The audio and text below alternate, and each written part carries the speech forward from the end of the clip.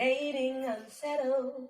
Welcome to the Dating Unsettled show where we dare to date differently. This episode is called Pakistani Dating. I am joined by the lovely, the fabulous, the big forehead gang. How does it feel? Zoya Awan. Yeah. Zoya. Welcome, Zoya. How are you doing today? Thank you so much for this great honor to be on the show and to share. I'm doing wonderful, and I'm honored to share this moment with you. No, I'm just glad that you're here. Honestly, Pakistani dating is a huge, and Muslim dating at that. Muslim. Y'all be saying mus, not muz. I'd be like muz. I grew up like Muslim because I live in California, but y'all be like Muslim. Muslim. Yeah. Muslim, like slim, shady. I just really want to sit down with you and get into the intricacies of it. I think that I was exposed to a lot of Pakistani culture through my friend Waji West, who hopefully we'll be able to hear some from. And to have... Shout out to Waji. Yes, shout out to Waji. He's a very, very funny individual. And his family is so colorful. The way that they approach the pursuit of his love life while he's like reluctantly like, I guess. I'm like, is this how all Muslim people feel being set up? Is this how Pakistani women feel? So I hear a lot of the like man's perspective. You have to get married, like moms pushing them. But I think we just don't hear from Pakistani women a lot. Is there a reason why that might be? Oh my gosh. I'm going to just start by saying it's very hard for me to be here, and talk about this and I'm trying to push myself in a way. It's funny because before I was coming on, my mom was like, put on some lipstick because she's pretty sure I'm going to find my husband this way. I like that. Hello, mama. We gonna get her what? We gonna have her watch this, because that's the thing. There's so many taboos when it comes to, this word dating, like I don't say that word with my family. Like, dating doesn't exist actually in Pakistani. You don't say culture. the word dating with your family at all? Not even Not really. It's just like, oh yeah, I'm talking to this. And first of all, we'll be here for hours if I start telling you all the things. But because the idea is that like we are supposed to, men and women, especially for me growing up, I'm first generation. So it was like the topic of like men and women talking, dating, etc. is so taboo. Yeah. And then it's like one day, all of a sudden, when you're older enough, it's like you're not married, why aren't you married? Right? Yeah. And then like because the traditional used to, and my family, nobody's trying to get like arrange or force anything here. But like it's just there's such a disconnect, and I feel like women, we all are sort of figuring that out ourselves as those. I'm not saying we. I'm speaking on behalf of my own experience with Pakistani Muslim American woman, who is modern and who has a career and who likes to show up in unique ways and spaces, which is all okay and acceptable by our religion and culture, but there's still like some disconnects that. It sounds like there's that way. So, I'm proud, like I'm trying to show up here and speak in a way that's as much comfortable and just like I appreciate how we're talking about this, in a light and funny way too, and realizing that we all have these shared experiences, Yeah, it sounds like there's an ickiness, like there's something gooey that you guys are like trying to avoid when it comes to speaking about dating with your family. But we're gonna uncover here because mama ain't here, papa ain't here, cousin ain't here. So we're just gonna unload. Talk to me about. They're gonna like forward this video on WhatsApp like a million times. Every auntie can send it on WhatsApp, and you know what? If you're if they are watching, hello, you have a son, a nephew, a brother, perhaps a young, attractive brother. Who just graduated medical school because could be the type person. Yeah, no, but let's get into it. So for me, with Nigerian American dating, I think, we're a very tribal people. Tribes have rules.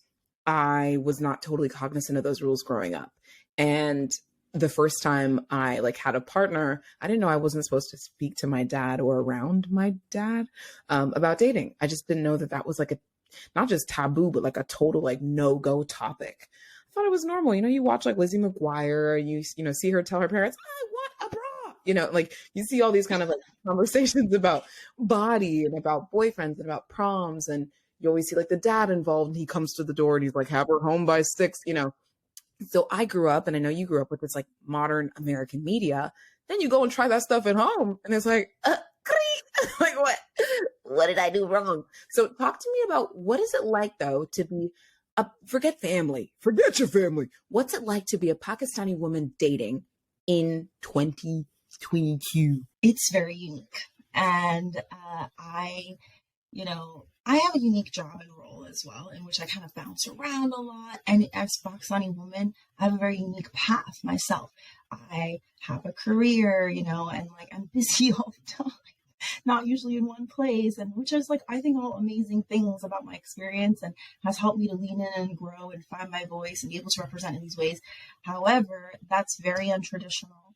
So in this aspect of trying to meet people, there's multiple layers, right? So there is one layer of family. My mom and dad and parents, they want to see me married, of course, because they want what's best for me and they want to see me taken care of. And it's all really well intentioned. And I honor that. They're not going to force me, but like my mom, literally, kind of like what you were mentioning, your experience, what you heard from Waji, also gets, biodatas and sends them to me of people. And, I've been connected to a lot of people, over the years, being open through that outlet. Then just, there's the gamut of stories. I could probably write a book of just some of the things. You've seen Biodatas? No. Back it up. So funny to read. What? Back it up. Okay, explain for those who haven't seen Indian matchmaking or those who don't come from the brown cultures, what exactly is a biodata? What's in there? What does it contain? Top to bottom, what's on the piece of paper? Okay, so I really feel like I could probably go on my WhatsApp and pull one up for you, but I want to respect everybody's involved. Pull it out. We're going to respect. Screenshot later, guys, on my stories. Pull up the biodata. Pull up the biodata right now. No, we're going to respect it. But what do you typically see on the page? Basically, okay, I'll get a picture of a guy. Usually, and sometimes people don't send the pictures, which is like a whole thing too. People be like, send yours first and then we want to see yours, I'm fighting. And show me your face. This one is though that my mom, she's like working that angle and she just funnels it for me, so by the time someone she has like funneled it out, but there's so many unique things. So basically it'll start by your name. When I got promoted at work, she's like, "Oh, what's your new title? I need to update it on your thing." Like, oh my god, how cute! She's keeping your biodata updated for you, like a LinkedIn. Yes. And to be honest, I've never even really seen mine. I just let her do whatever she's doing.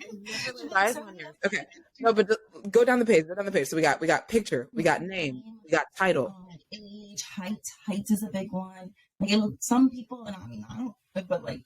I've seen even like skin color, family, like body type. Skin color? No.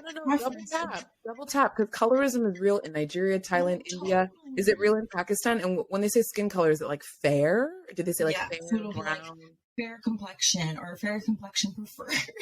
One time I saw one of them said like seeking successful businessman, or it's like, who would want a non-successful businessman, or seeking. So, like, they're very specific sometimes, and it'll talk about families and like details of the families, and like you talked about tribalism and some of the details of like what the family members do and everything, because that's super important too when you're looking at a perspective of like, so not only your job, but your daddy's job and your mama's job is also on the biodata. Yeah. What about my skin color? What am I gonna get? What are they gonna call me? They're gonna call me Ebony?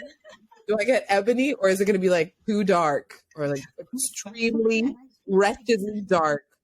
This is important to talk about, right? And I just want to respect. I don't even know if they would acknowledge your skin tone, in the data. It's like, no, she's so dark. Let's leave this off the page. She's so dark. It's better to just not mention it. She's gonna have a better chance. That's crazy.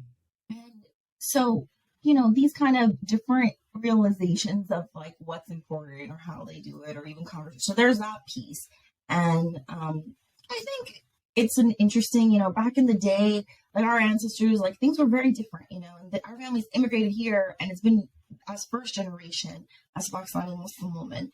I'm very in between, and I'm at the point now where I'm actually on the older spectrum of not being married, and it's a lot about marriage, What's the older spectrum like?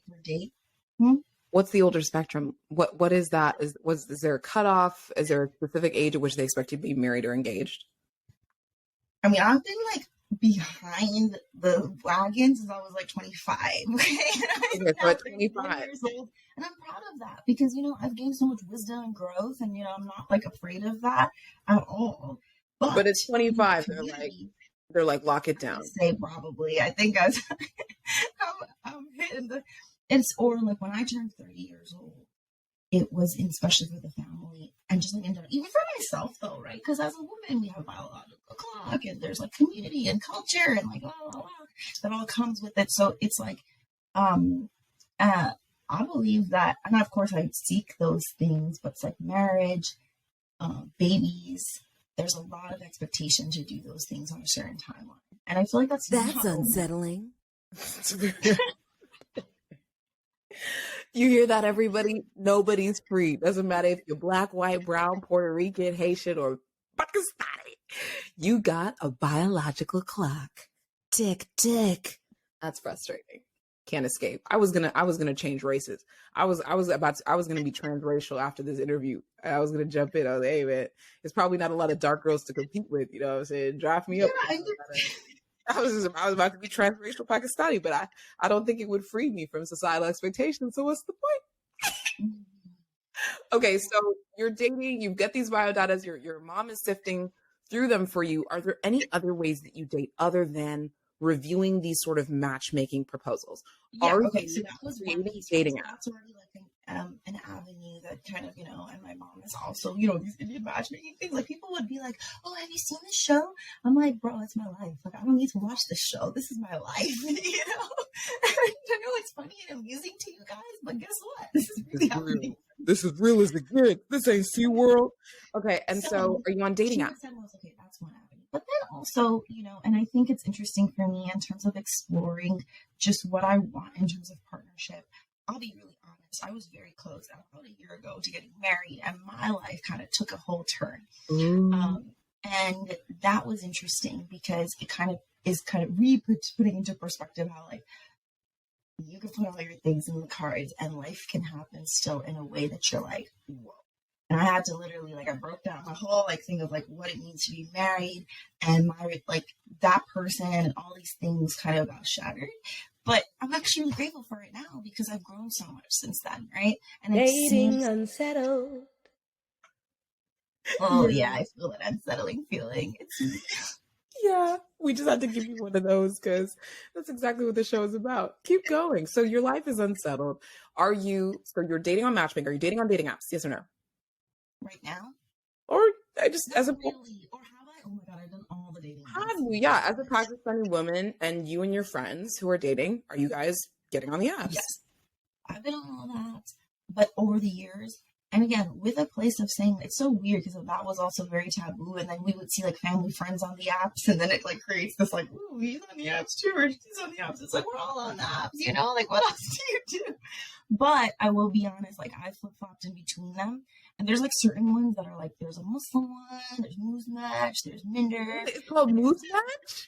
Moose Match and Minder, which is the Muslim Tinder and the Muslim Match.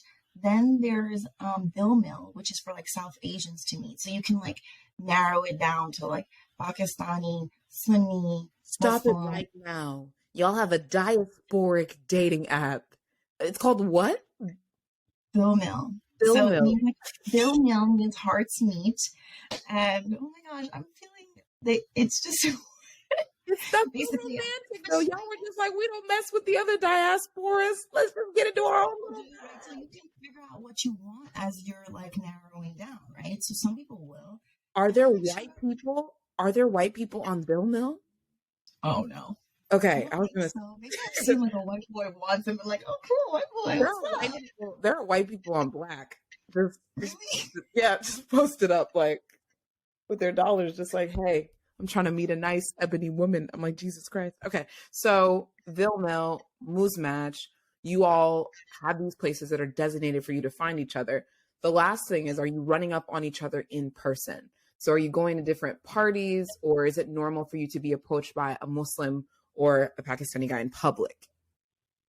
Well, okay, so there's, yeah, the apps, but then I also, to be honest with you, because for myself, as I've expanded my own worldview, I'm like, all right, yo, Pakistani men, y'all are not showing up the way I need you to. Most of the men, I haven't had that. So I'm just like trusting and expanding my perspective and like allowing from a place of like, for me, faith is super important and belief Okay. in God. And to me, like, it's like to be Muslim, but it's like we have to just say have faith in one God and unification. And I believe those things can be figured out if you really find true understanding in someone who is like mature enough to understand that. So for me, I'm kind of when I'm prancing around through my adventures, I trust, like, I'm curious to meet people. I'm trying to be open, but it's hard, right? Because I also still really want to be with someone that's Muslim and Pakistani because I want to connect with someone in that cultural way.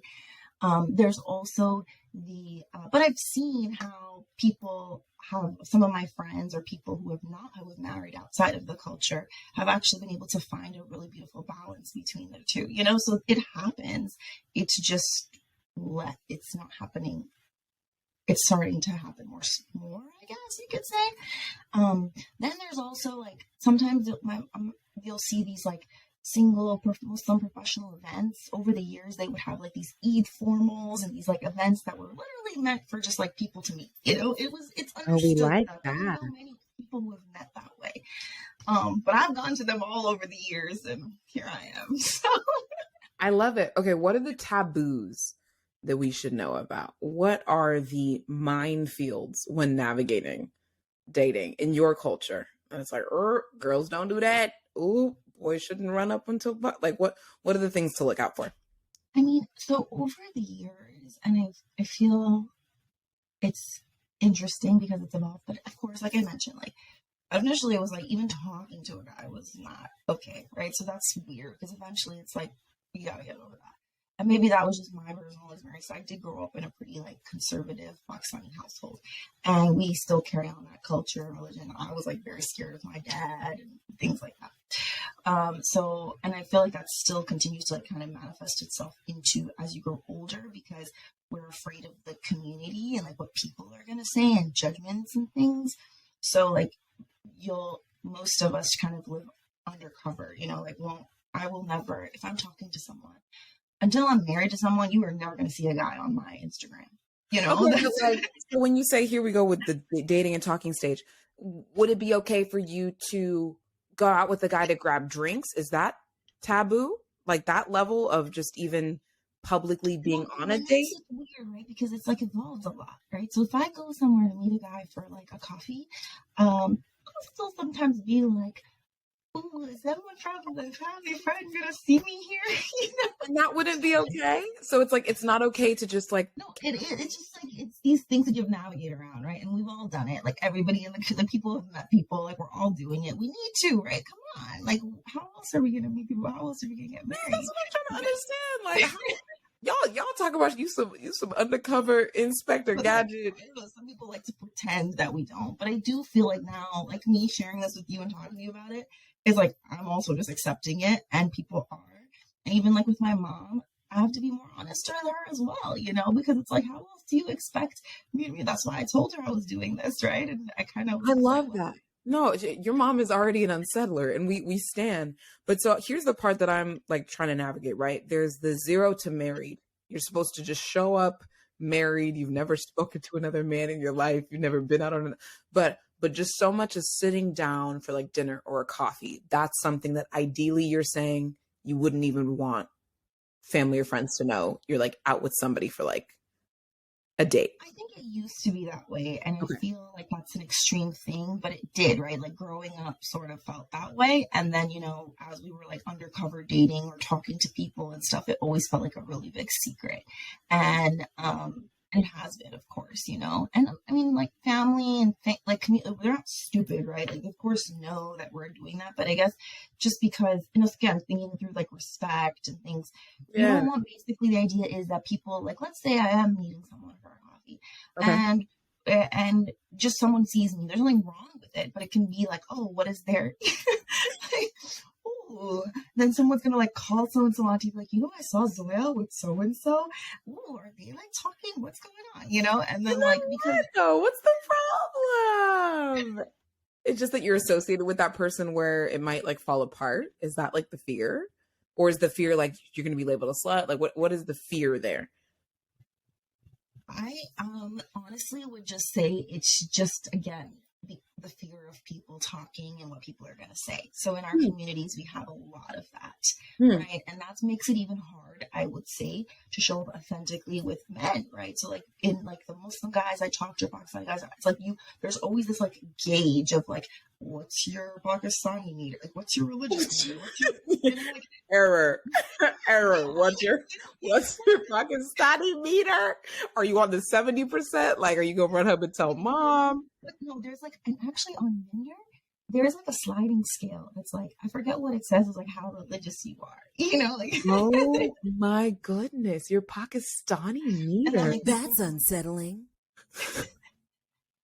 I feel like we just unlocked some stuff. Okay, so you're trying to figure out, basically suss out like how much of an op are you really?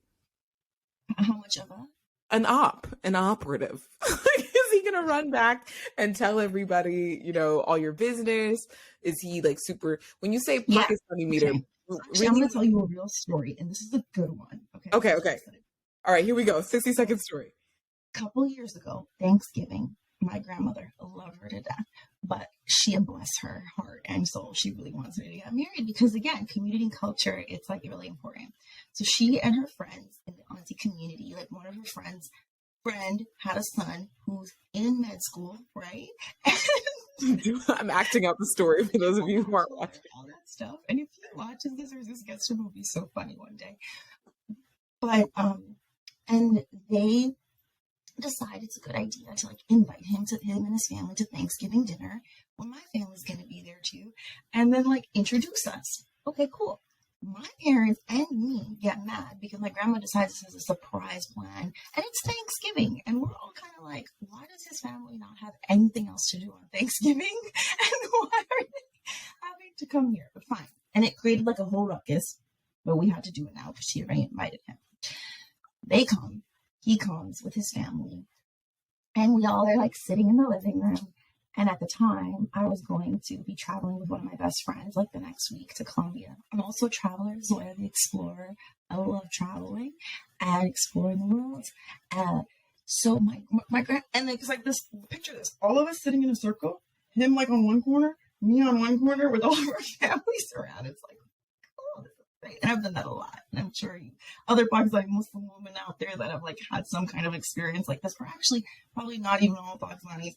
I feel you, but it's interesting. Or maybe I'm the only one. We're sitting around there, and my grandma goes, "Hey, Zoya, tell him how you travel. You're going to Colombia, right?" And he goes, "You're going to Colombia? Do you know that, like, it's really dangerous?" In front of, like, my whole family. It's really dangerous there. And he, like, freaks out and just starts saying how I was, like, oh, the drug thing. I was like, oh, no, I think I got it. Da-da-da. And then one of my aunties goes, you know, I just think about it, and I'm like, Zoya, like, where are you going to travel with your husband? You've basically become a man, you know, because you like these places. I know. It was a whole thing. That's unsettling. I know. Your auntie called you a man in front of this man? Kind of, and you know, like, it was in the Punjabi language, but sometimes, and that's another thing, like, we're not very censored, you know, and elders can kind of say whatever they want, you know, and that's kind of yo, tell auntie. Tribal cultures, right? That exists in all tribalism cultures. I know you can feel that. They just say whatever the heck they want. They do whatever they want. That's why my grandma thought it was a great idea to, like, said, now she's like marrying him. Okay, now we have this moment. Fast forward, the next day, my grandmother like reams me out because she's just like, why don't you like him? And why do you travel so much? And why? I was just like, and then, you know, puts my parents in an uncomfortable situation too, because they have to like protect me, but just, you know, she's the matriarch or grandma. So people. All right. Okay. Then what happened? So what happens after that is I go back to where I live and he is back to where, because I lived in DC at the time. And we were talking on the phone, a little bit back and forth, but honestly, I didn't really feel a click. And I just was kind of frustrated about the whole situation. And I could feel that we weren't aligned really. But his mother was putting a lot of pressure on him to be like, why are you talking to her? What are you doing? And, my family was putting a lot of pressure on me, and a lot of times, like these pressure situations, it doesn't even give the space to like authentically create what it's supposed to or could. And then he basically, yeah, we kind of, I thought, came to like a mutual understanding that like this wasn't like we should just like tell our parents, okay, we're not interested in it, and just move along. Okay. The next day, I get a call. Next day I get a call from my mom yelling at me because he basically threw me under the bus. He said she doesn't want to get married. She said she's and I didn't really say that. I just said like, I don't remember what I said, but I thought it was like we were friends, you know, and it was a good understanding. And then I yelled at my mom. Then I called him, and I was just like, hey, what happened? Because again, and I think like nobody knows that, and he just was like, I didn't know what to do. My mom was giving me so much pressure, and it was a very unique situation. And I've had other situations like that too. In some cases, I've talked to someone and they've just been like, we've realized we had different ideals on something, and it was just like, oh, you're good people, and we, just wish each other well, follow each other on Instagram. I got lots of friends here though out of all this. What a mess. So thanks for listening to that story. I tried to keep it short. I know I went all over the place, but that gives you a little bit of a glimpse into the chaotic worldview of like what it feels like to try to get married, find a husband, date, be Muslim, Pakistani, all these things. Lots of layers. Okay, what a mess. I'm glad we got a bit into your cognition. When we come back, we're going to get into you ex others a little bit more. I want to hear more about your relationship to like parents, how that shaped your ideas, your relationship to guys, history, all that good stuff. But first, let's take a little mented moment. Let's take a moment. Dating Unsettled. It's time for a mented moment. This is where we interrupt the show for some beautiful reflection. So center your thoughts for just one moment and ask yourself, am I dating in the way that's best for me? Am I dating in the way that's best for me? And 2, who allowed me to look this good? Who allowed me to look this good? When I want natural soft glam that is made for my skin tone, I choose Mented Cosmetics because, hello, Mented is Black owned and makes me feel effortlessly gorgeous. If this is your first time shopping, you can have more Mented moments by using my code Ofodu for 15% off.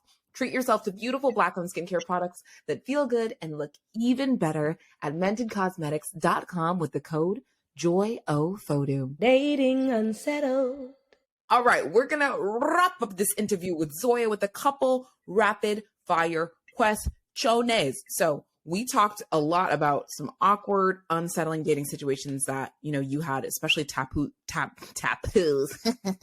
Winnie the Pooh. We talked about some taboos in Pakistani culture. How did your parents' ideas of dating or relationships affect yours? So we've already talked about timeline, right? The idea that maybe by 25, you're supposed to have never dated anybody, never talked to anybody, and already been married. But how did their ideas of what it's like to be in a partnership or be pursued by somebody else affect your ideas? I would say in every way, and without trying to go, just because of a lot of these things are about how you're brought up and upbringing, what you see. It's just shaped who I am, right? And it took for a long time. And it's taken me to kind of pick that apart and figure out what it is, the pieces of that I would like to continue to honor and respect.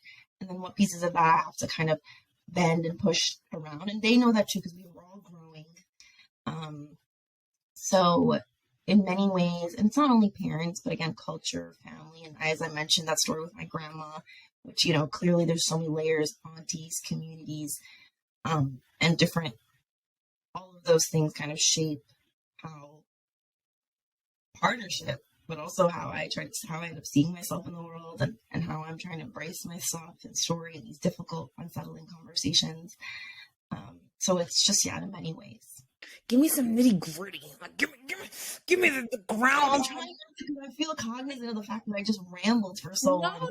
No. I want the Groundhog Day dirt. Like, is there a specific belief? Okay, let's say, like, for example, managing money. How do most, aunties, uncles, parents, etc., how do people in your culture manage money? And do No one you? talks about money. Like nobody talks about anything because it's like we're just, and this is my issue too, because excuse me, let me not use this my soapbox to tell you all my issues.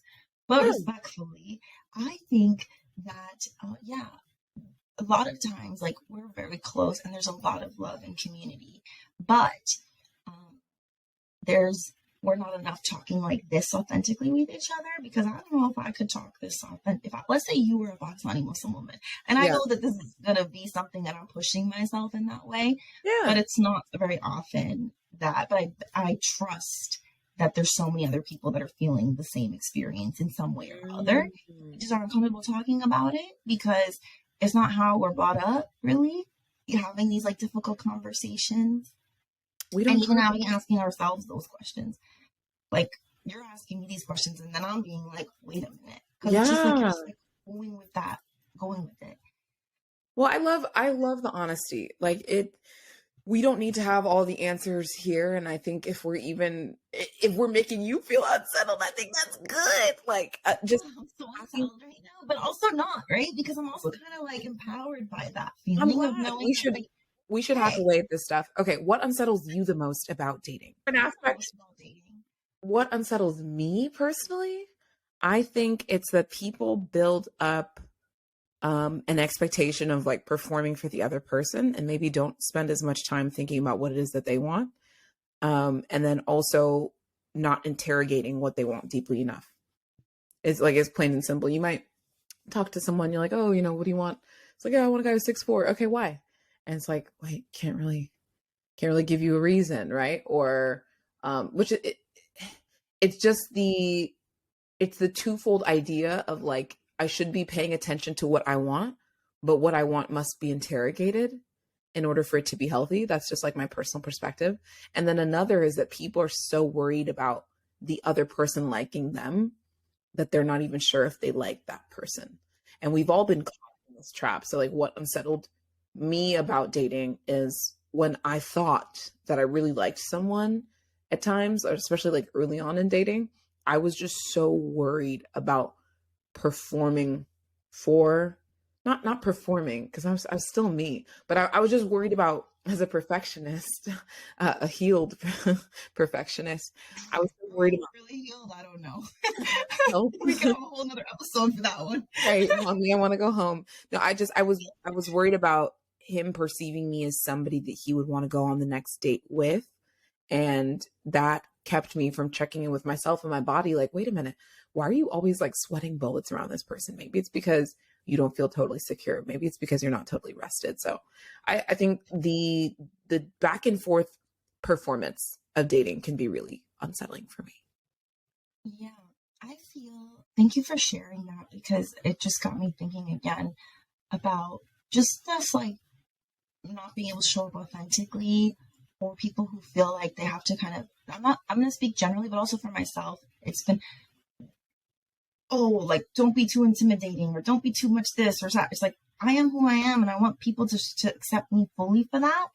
Also, in authenticity, like, sometimes I feel like we have to put up some kind of a show, kind of like what you mentioned, in terms of like pleasing or trying to like get something out of it.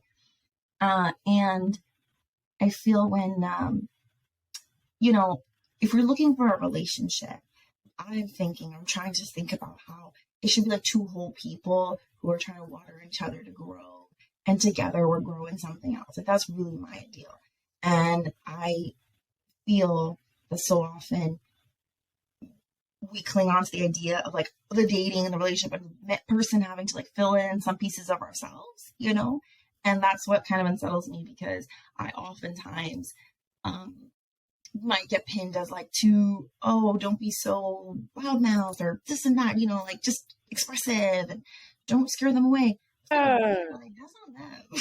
People, 100%, people trying to prune away at the essence of you to get you to what they believe will be an optimal performance, right? To get you the person to be like marriage material or relationship. Yeah, marriage material, or a good wife, or a good woman, a mature woman, a Pakistani woman. Yeah, it's like, gross. I would rather be an alien. Listening and understanding.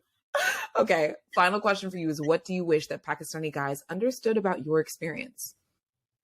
Well, I'm going to expand that to say like Pakistani, Muslim, people who are kind of, in the South Asian field or just anywhere. Like, I think by listening, it's not easy I understand for them too, to navigate, but even for myself. And I think as much as you guys can show up authentically, but show up, don't be afraid to push yourself, be courageous. I feel like a lot of times, like in some cases, like us women, and I don't want to say, are going ahead and just like doing amazing things. And there's this like insecurities that exist. And I want to say, go do it, and like show up. I mean, I'm also doing a casting call for eligible men. Would you check it out? I mean, if you're younger than me, but I don't know if you're a cougar. You heard that, Mr. West. Call in. I'm pretty sure, yeah, because you're gonna do an interview with him maybe too, right? And eligible Pakistani men. Stand up. Eligible Pakistani men, stand up. Yeah, eligible men that I'm probably gonna regret this later. But I'm joking, but I'm also just saying that like don't be afraid to show up. Not joking. Like, slide into DMs. And like empower us, and realize that like the norms are changing. The way that your moms were is not going to be how your wife is going to be, and like how your partner is going to be, and you should be. I know there's so many things flowing out here. Excuse me. Did you hear that? The way your mama was is not going to be the way your wife's going to be. I know your mama was picking up your bags and massaging your feet. Zoya said, nope. Maybe I will. I would pick someone's bags up and massage their feet if they do the same for me, and if we do it for each other, and it's like a thing that we're giving and receiving equally. I don't have a problem with that. But I often feel like there is still an imbalance in what the expectations are, and that's why it kind of manifests itself into dating and stuff. Incredibly real. Well, thank you, Zoya. This was just illuminating, unsettling, all in one. It's good to be unsettled. So if you heard that, if you're a Muslim or Pakistani man, and you know what I'm saying, you got that, you got the credentials, you got that biodata that's looking. Muslims willing to convert if you believe in God, you can make it okay. If you're not Muslim, willing to convert. In the Pakistani Muslims, clearly. If you can convert, you can flirt.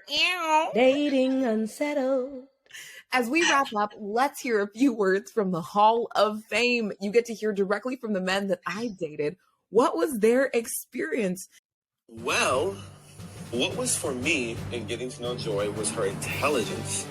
She is so smart and is well-versed on a variety of different topics, from pop culture, social media, technology, the nuances of Black culture. Like, Joy has the range.